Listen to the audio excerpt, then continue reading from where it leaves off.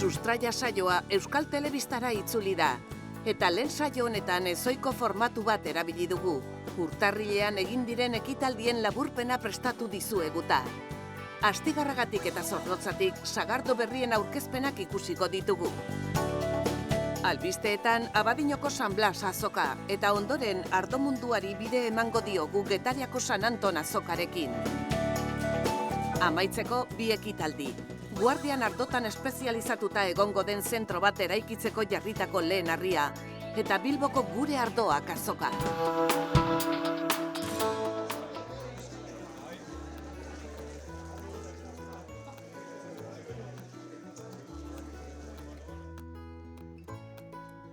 Urtarrilaren 14an, asteazkena, Gipuzkoako sagardotegi denboraldiaren hasiera antolatu zuten Astigarragan. Sagardo berriaren egunaren 33. edizioa izan zen eta ekitaldiak Herribera kulturgunean hasi ziren. Aurten, Euskal Pilota selekzioa gonbidatu dute. Sagardo berriaren egunak parte hartzaile ugari izan zituen. Sagardotegiak eta sagardogileak, kultura mugimenduak, elkarteak eta erakundeetako ordezkariak besteak beste. Eusko Jaurlaritzaren izenean, Nora Beltrán de Otalorak sagardoa merkaturatzeko eta posizionatzeko premia azpimarratu zuen. Bakizionez Euskal Sagardoa jatorri deitura gaztea da, baina azken urteetan egin duen lana benetan adierazgarria da, bai produktuaren salmenta, bai merkaturatzean ere. Orduan, Eusko Jaurlaritzatik hasieratik izan dugu argi, kalitate handiko produktu baten aurrean gaudela, baina hori merkatuan, kalitate eta balio hori merkatuan aitortu behar dugu. Gero aipatu behar da, aurten ere aurrera pauso handia emango dela jatorri deituran, izan ere Euskal Sagardo jatorri deiturak aurrera egingo du mugaz gaindiko edapenean. Eta lehenengo aldiz, Europa guztian izango da jatorri deitura bat, non bi herrialdek araudi komuna partekatzen duten. Gipuzkoako Foru Aldundiaren iritziz, edizio honetan sagardo tradizioa eta gure kirol ospetsuenetako bat batu dira. Euskal Herriaren historiari estu lotuak biak. Gaur txotxirekiera ospatzen da, hemen Astigarragan, eta urtero bezala ekitaldi berezi bada, gonbidapen berezi bat izaten da, gonbidatu berezi bat izaten da, eta urten Euskal Pilotaren Euskal Selekzioa gonbidatu da, eta badu antzekotasun handi bat Euskal Pilotak, Euskal Selekzioak Euskal Sagardoarekin, ez delako bakarrik kirola edo edaria bakarrik, baizik atzetik dagoena da gure nortasuna, gure identitatea, gure herri izaera horien saltzeko bi tresna ditugula, bai Euskal Selekzioa eta bai Euskal Sagardoa ere. Gero, protagonistek ondoko parke batera jo zuten sagarrondo bat landatzera ohikoa denez. Handik parte hartzaileak Petritegi sagardotegira joan ziren sagardo berriaren lehen kupela ireki behartzen eta. Anfitrioientzat urduritasun uneak ziren, ze esanik ez sagardotegiaren 500. urteurrena ospatzen den urte honetan. Gutzako egun oso garrantzitsua da, berriz hartzea sagardo berriaren eguna hemen gure etxian, eta gainera, batez ere, aurten gure baserria, Petritegi baserria, 500 urte betetzeitula, eta gure upategenen jatorria izan da, oso harro gaude eta oso pozik.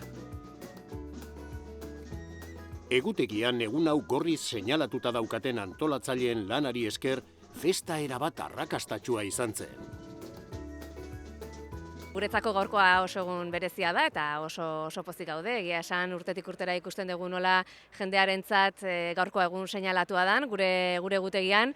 Azkenean urte hasierarekin batera beti txotx garaiaren hasiera dator, eta gaurko eguna oso berezia da zentzu horretan, ez bakarrik txotx garaiari hasiera ematen zaiolako, baizik eta azkenean urte osoan sagardoaren kulturaz gozatzeko zikloari ere hasiera ematen zaiolako. Txalapartarien deiarekin batera sagardantza hasi zen. Eta jarraian, Sagardo ekoizleek eta kultur taldeetako ordezkariek Euskal Pilota selekzioko kideak gonbidatu zituzten sokadantzan parte hartzera sagardo berria dastatzeko. Petritegi barrenean unerik irrikatuena heldu zen. Euskal Pilota selekzioko kideek edalontziak bete eta hau da sagardo berria oiukatuz topa egin zuten bertaratutakoekin. Gure sagardo berria! Pixkanaka eta giro ederrean parte hartzaileak kupeletik desfilatzen eta sagardo berria dastatzen hasi ziren. Eskualdeak zuzenean lagundu du sagarrondoen eta sagardoaren munduari eta kulturari eusten, eta Astigarragako alkatearentzat hori harro egoteko modukoa da. Astigarragan, ez soilik Astigarragan, Beterri osoan, Astigarragan, Donostialdean Hernanin, sagarrotegi gehienak hemen daude, eta normala dan bezala, sagarrotegi gehiago egonda, jendeak ere apustu berriak egiten ditu, ezta? Sagardo monobarietalak, apardunak eta bestelako batzuk, ez? Orduan, nik uste bilan egiten ari dira sagardotegietan betiko sagardo gintza, euskal sagardoarekin eta kalitateko sagardo naturalarekin, baina produktu berria bilatzen eta merkatu berriak eta lan handia egiten ari dira. Aurten, kalitate honeko sagardo arin batez gozatzeko aukera izango dugu Euskal Sagardoa jatorri izenaren pean. Gero eta gehiago kostatzen zaigu galdera horri erantzutea, ze sagardotegi bakoitza saiatzen da, berak nahi duen sagardo tipoa egiten, gero eta diversifikazio handiagoa egiten dute, eta gaina sagarurtea danean areta gehiago, baina orokorrean esan genezake, iaz baino sagardo arintxeagoak diala, lurrintxuagoak ere bai seguru asko, eta alkohol gradazio bajuxiagoa dutenak. Jakina, eguneko protagonistak ere elkarrizketatu genituen, Euskal Pilota selekzioa osatzen duten kideak. Niretzako unkigarria da horrelako omenaldiak eukitzea, ze lehenengo aldia da silla erruedakin da jokatzen dela bai mundu mailan, eta Euskal Selekzioekin pozgarriagoa. Eta horako irekiera bat, beti ikusi du telebistan bai hola izola, bai bera naia, bai pelotaria handia, ez da? Eta niretzako da oso gauza espresagarria eta gauza polita.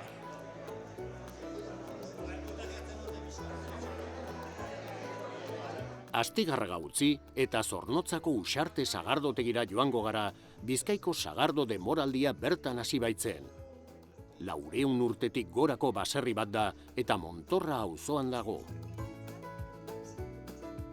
Eusko Jaurlaritzako, Foru Aldundiko eta Udaleko ordezkariak Uxarten izan ziren.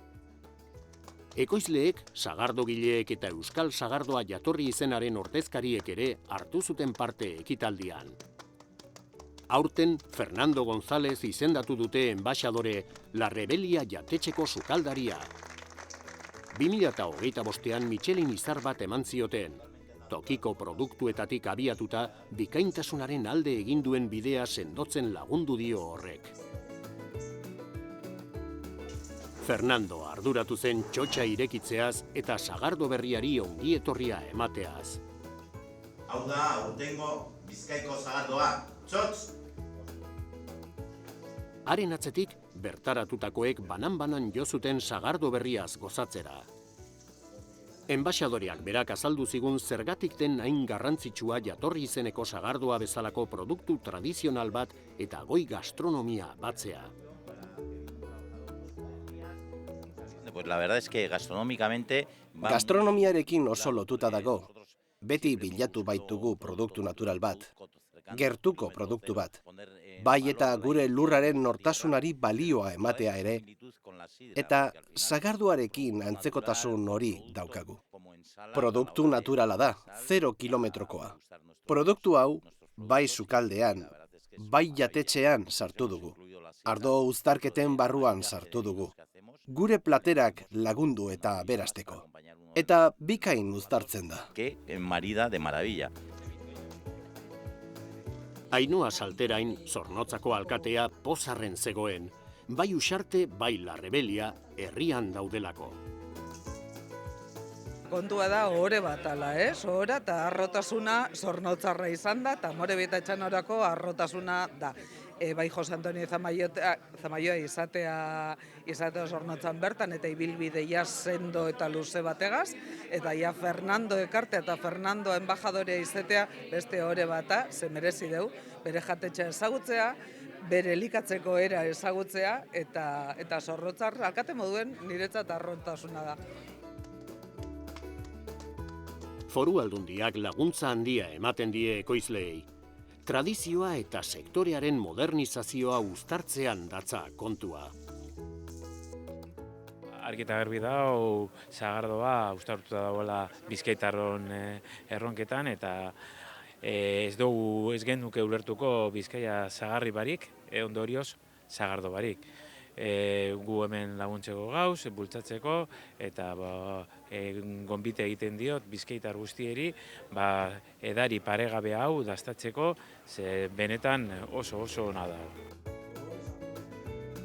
Jose Antonio Zamaioak aurten gozatuko dugun sagardoaren kalitatea nabarmendu zuen, kalitatez ez ezik, kantitatez ere bikaina irten baita.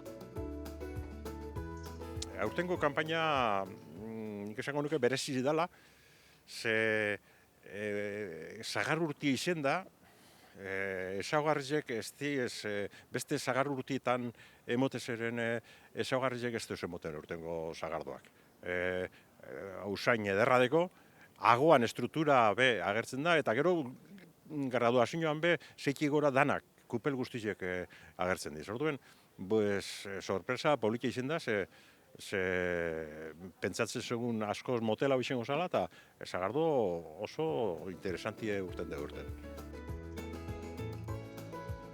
Aurten, Euskal Sagardoa jatorri izenak produktu bikaina eskainiko digu, lurralde batean zein bestean. Bestalde, ez dugu ahaztu behar zeinen garrantzitsuak diren baserritarrak lehen sektoreari bizirik eusteko.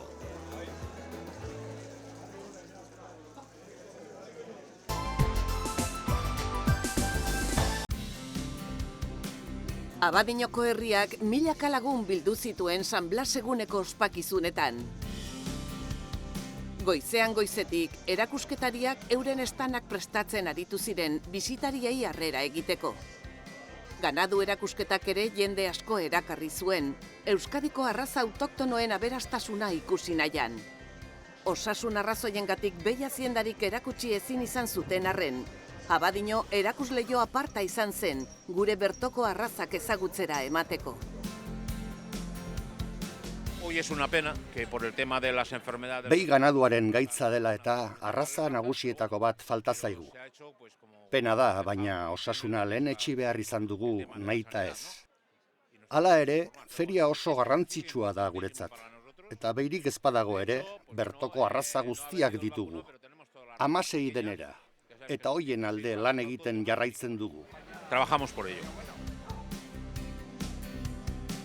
Plaza jendez gainezka zegoela, San Blas azokan lehen aldiz parte hartutako erakusketariren bat topatu genuen.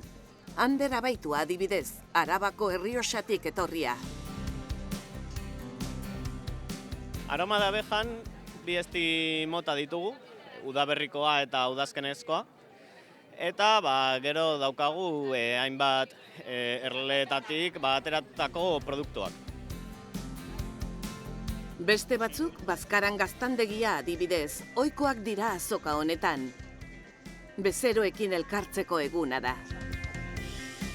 Eta hemen azkenin betiko bezeruek etortzen dile batez be, urteroko bardinek, eta salmenta barrixe baino, daukegune ekarri hogunek itxi gora bera saltzeko asmue badaukegu.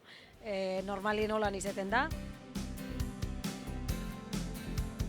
Baina San Blas ezin izango litzateke ulertu kordoi eta erroskila tradizionalik gabe. Ferialeku plazan postu ugarietan saltzen zituzten honelakoak. Los cordones y las rosquillas. Kordoiak eta erroskilak ditugu. Opilak eta karameluak ere bai, baina gutxiago. Batez ere erroskilak eta kordoiak. Eta bereziki kordoiak. Los cordones la principal. Abadiñoko San Blas azoka benetako jaia izan zen. Ekoizleek produkturik onenak ekarri zituzten euren baserrietatik.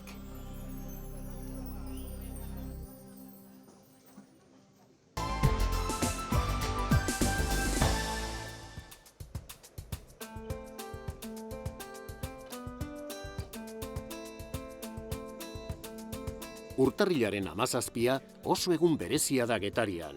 Batez ere, Getariako txakolina jatorri izeneko txakolingile guztientzat. Egun horretan, uzta berria aurkezten data. Jatorri izenaren lehendakariak txakolin berria kalifikatu eta eguna ospatzeko antolatutako ekitaldiak inauguratu zituen. Balentziaga museoak abegi egin zien ekoizleei, erakundeetako ordezkariei eta gastronomiaren munduko pertsona ezagunei.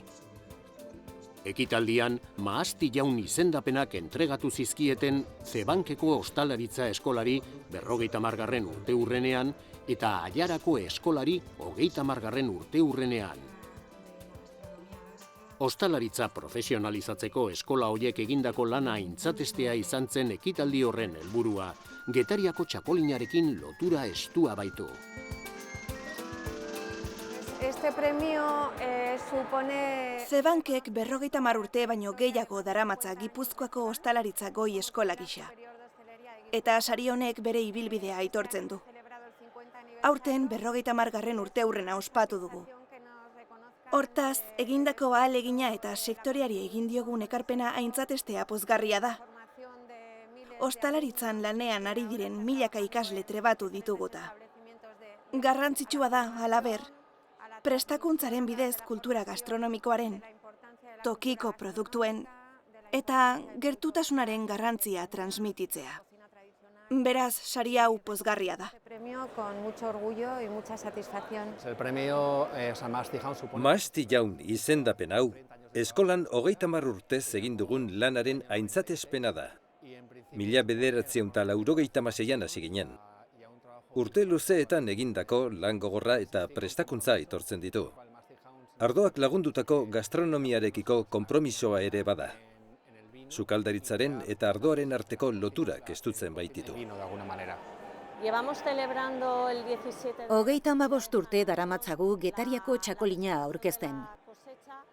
Beti urtarrilaren 17an, San Anton egunean. Egun garrantzitsua da.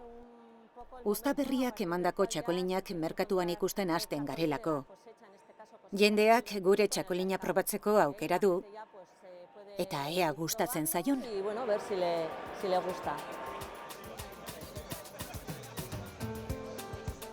Festak Getarian jarraitu zuen, bertan jendeak upategietako txakolinak dastatu zituen. Aurten 2,5 milioi litro baino gehiago ekoitzi dira, beraz 3,300,000 botila inguru aterako dira merkatura. 190 zuria izango da, 9 gorria eta 1 beltza. 30,000 litro ardoa pardun ere egingo dira. Getariako txakolin berriaren aurkezpena berriz ere arrakastatsua izan zen. Gora Getariko txakolina eta topa!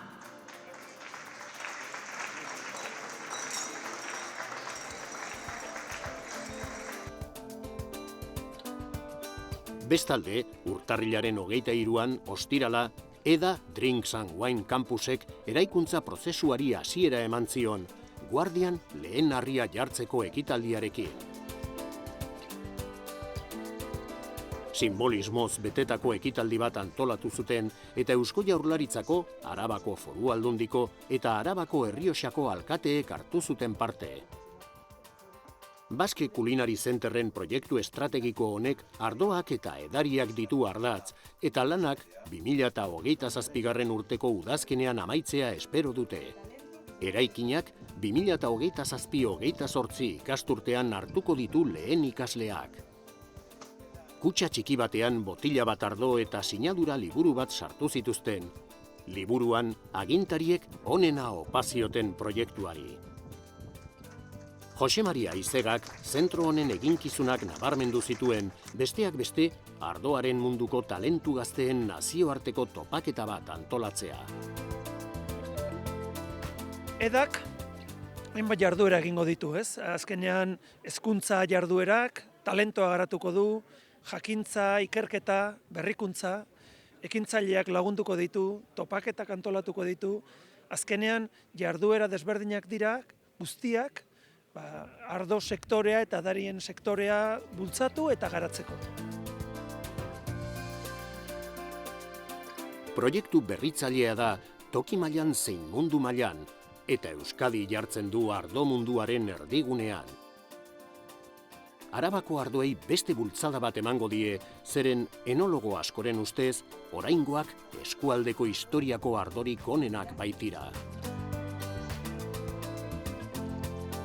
Bueno, gaur egun oso garrantzitsua da, ez dugu soilik lehen harria jarri nahi, gaur idei bat, partekatutako anbizio bat eta herri apustu bat jartzen dugu. Eda elkarrizketatik, entzute aktibotik eta lan kolektibotik jaio da, erakundeak, unibertsitatea eta sektorea elkarrekin lanean aritu dira. Arabako Errioxa ardoaren munduan erreferentea izatea da egoitza honekin lortu nahi duguna. Baita Arabako ardoa hobeto posizionatzea eta eskualdean daukagun talentuari atxikitzea ere. Helburu horiek lortzeko egoitza hau ezinbestekoa izango da. Horrelako egoitza bat izateak nabarmen sustatuko du Guardiako herria. Oso pozik gaurko ekitaldiarekin, hemen Biasterin, nik gaur oso pozik nago, baina seguru da gaude Arabako Errioxako ardoak mapan jarriko direla, eta oso ekitaldi polita gainera izan denez, hemen ikusiko dugu segurazki gure ardoak mapan lehen baldein. Zentro hau 2027ko zabalik egongo da, eta Baske Kulinari Zenterren eta Euskadiko nekazaritza erakundeen bermea eta izen ona izango ditu atzean.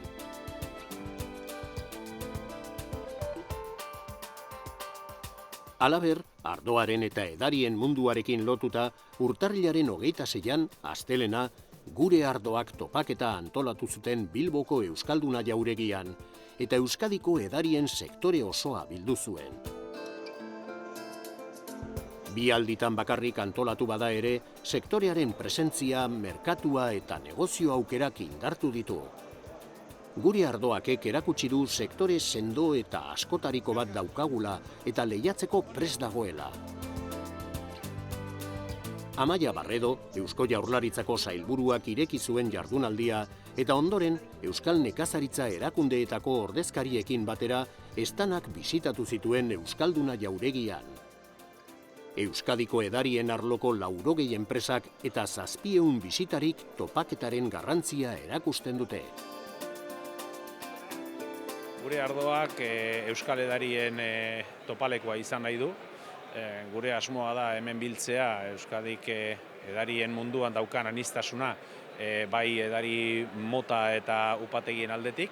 Arabako Errioxako ardoak biltzen ditugu, baita ere Getariako, Bizkaiko eta Arabako txakolinak, Euskal Sagardoa, Basbier Euskal Garagardoak, eta baita ere destilatuak eta urak. Totalean, 78 bat enpresa bilduko ditugu gaur hemen, eta gure asmoa da, bai jatetxe, ostatu, tabernari, sumiller, sukaldaritza eskola eta hainbat profesionalek ezagutu dezaten gure aniztasun hau eta gero zabaldu dezaten beraien lekuetan.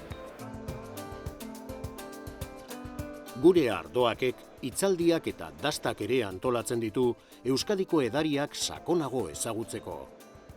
Inportatzaileak ere gonbidatu zituzten, batez ere Mexikokoak eta Suitzakoak. Zenbait upategik bere esportatzaileak gonbidatu zituzten, esaterako García Olanok. Arabako Errioxako ardoa aberastasuna Estatu Batuetan ezagutzera emateko modu bat da adibidez. Azoka honetan batez ere Arabako Errioxako ardo bikainak topatu ditut. Estatu Batuarra naiz, eta han gutxi ezagutzen dute Arabako Errioxa. Eta hori ez zait ondo iruditzen. Niretzat alde handia baitago Errioxaren eta Arabako Errioxaren artean. Arabako Errioxako ardoak hobeak dira, oreka eta egitura aldetik.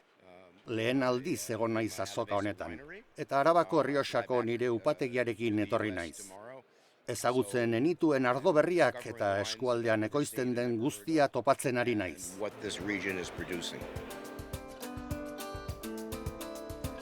Azoka honetan, familia upategi txikiek tokiko harremanak eta harreman globalak finkatu ditzakete.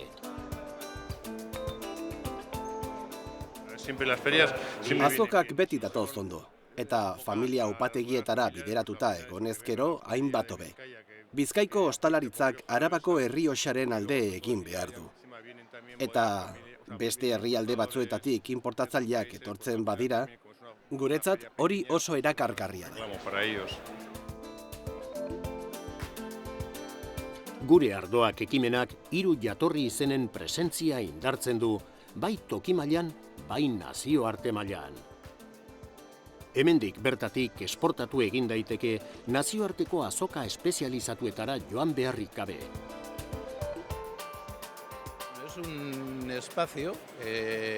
Hemengoei eta kanpokoei gure produktuak erakusteko espazio bat da. Esaterako, Mexikoko eta Suitzako balizko inportatzaileei. Horrela, ez da beharrezkoa nazioarteko merkatuetan parte hartzeko ahalegina egitea.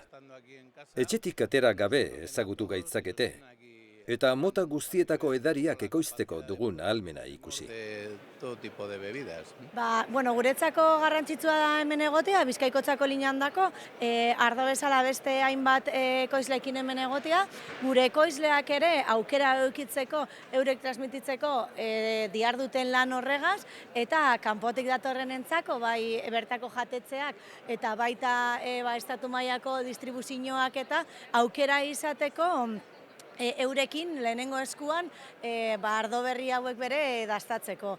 Baditugu gure gama zabalean ardo berri asko bebai bereziak direzan txakolinak, liekin heldutakoak edo ardo berriak, eta horrei ere plaza emotia hemen garrantzitsua da. Horrela aukera izanik horrek dastatu eta bebai jatetzetan ere bakartetan aukerak zabaltzeko.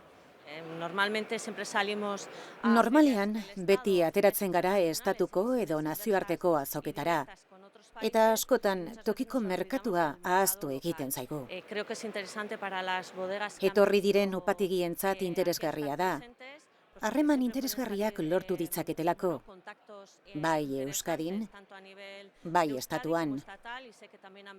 Nazioarteko banatzaileen gaia ere mugitu da. Inurri lana da, poliki egin beharrekoa, baina laster emaitzak ikusiko dira. Aurrerako gauzak ondo joatea espero dugu.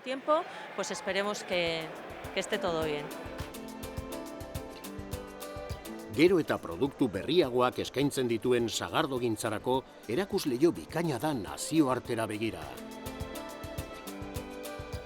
Guretzako oso garrantzitsua da beste edariekin batera hemen egotea, kalidadezko produktu bezala, bertako sagarrez egindako euskal sagardo bezala, batetikan Euskal Herritik kanpora sagardoa saltzeko ahaleginetan gaudelako eta baita barruko merkatuetan ere ahalegin berezi bat egiten egialako, hobeto saltzeko, gehiago saltzeko eta hemen egon beharra daukagu. Euskadiko edarien sektoreak giharra erakutsi zuen euskalduna jauregian. Gehienak familia enpresak dira eta kalitatea eta tratu hurbila dituzte ezaugarri.